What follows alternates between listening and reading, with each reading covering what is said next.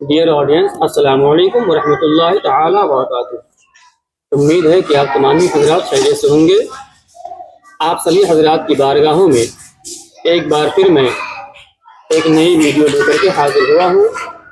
آپ لوگوں کی گزارش ہے کہ آپ لوگ ہماری ویڈیوز کو مکمل دیکھا کریں اور صدقہ جاریہ کی نیت سے ویڈیو کو اپنے یاروں دوستوں کے پاس شیئر بھی کر دیا کریں، اس لیے کہ پتہ نہیں کہ کون سی نیکی اللہ تبارک و تعالیٰ آپ کی پسند کر لے اور آپ کی بخشش کا سامان ہو سکے۔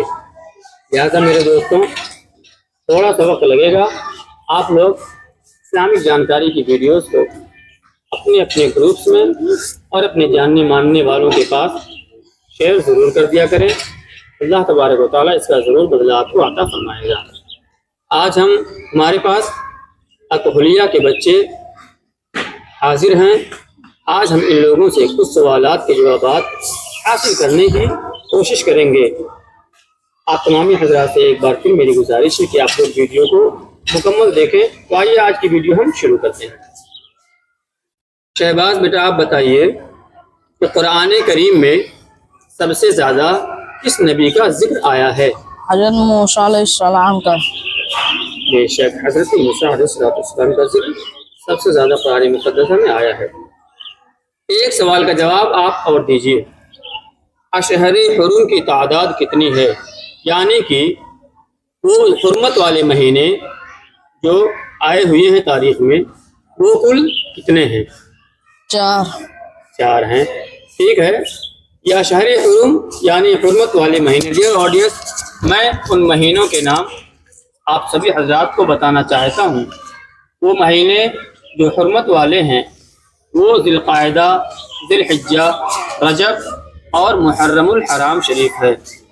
انہیں حرمت والا مہینہ کہتے ہیں، اس لیے کہ ایام جاہلیت میں بھی یہ 4 مہینے ایسے تھے کہ ان میں اہل عرب جنگ وغیرہ سے نہایت ہی پرہیز کیا کرتے تھے اور اپنی اپنی تلواروں کو میان میں ڈال لیا کرتے تھے اور ترکش کو بھی تیروں سے خالی کر دیا کرتے تھے۔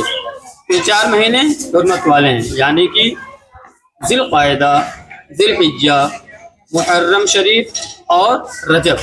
یہ 4 مہینے نہایت احترام والے مہینے تھے۔ نوشاد بیٹا، آپ بتائیے کہ غزوہ کی تاریخ کے اعتبار سے صحیح ترتیب کیا ہے؟ یعنی کہ سب سے پہلے کون سی جنگ ہوئی اور اس کے بعد کون سی جنگ ہوئی، پھر اس کے بعد کون سی جنگ ہوئی۔ میں کچھ غزوات کے نام آپ سے شیئر کرتا ہوں، آپ ان کی ترتیب بیان کیجیے۔ مثال کے طور پر غزوہ احد، غزوہ بدر، غزوہ خندق اور غزوہ حنین، ان کو ترتیب وار آپ بیان کیجیے کہ پہلے کون سی جنگ ہوئی، پھر کون سی ہوئی، پھر کون سی ہوئی۔ بدر احد،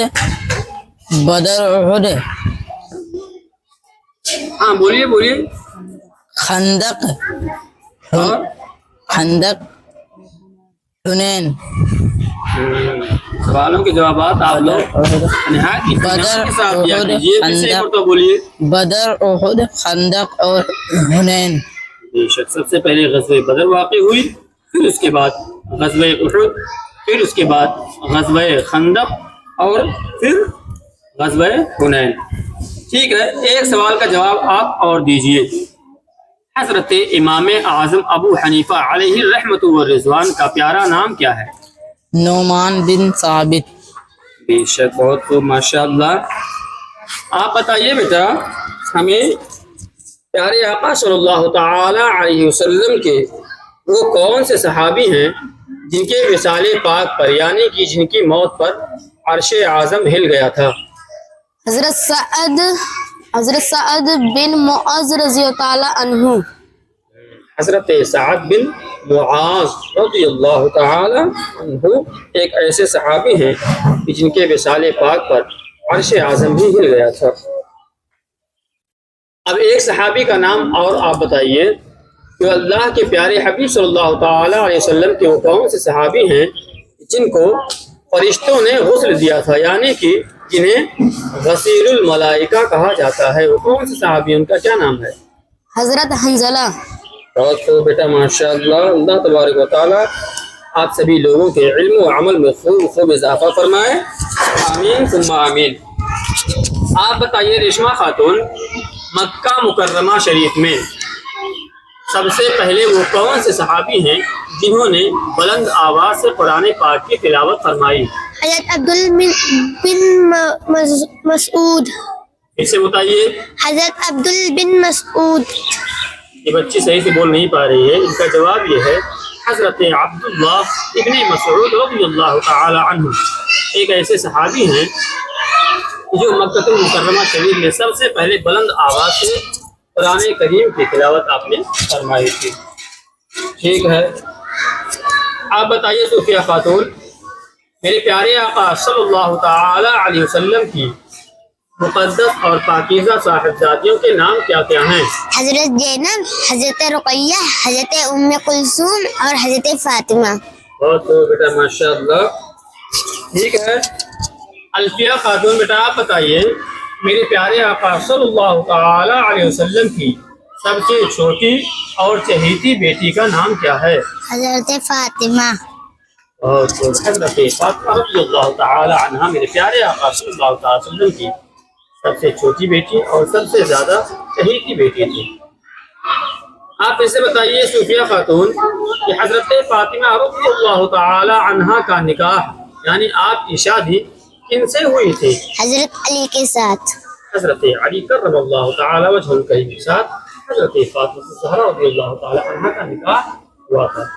پیارے دوستوں، یہ بچے ہیں، چھوٹے چھوٹے بچے ہیں، ان سے غلطیاں ہو جایا کرتی ہیں۔ ہمارا مقصد صرف اور صرف ان بچوں کو حوصلہ دینا ہے، اور آپ کا بھی کام یہی ہے کہ آپ ہماری ویڈیوز کو لائک، شیئر اور کمنٹ کر کے ان بچوں کی اور ہماری حوصلہ افزائی ضرور کریں۔ اللہ تبارک و تعالی آپ سبھی کو خوب خوب جزائے خیر عطا فرمائے۔ السلام علیکم ورحمۃ اللہ تعالی وبرکاتہ۔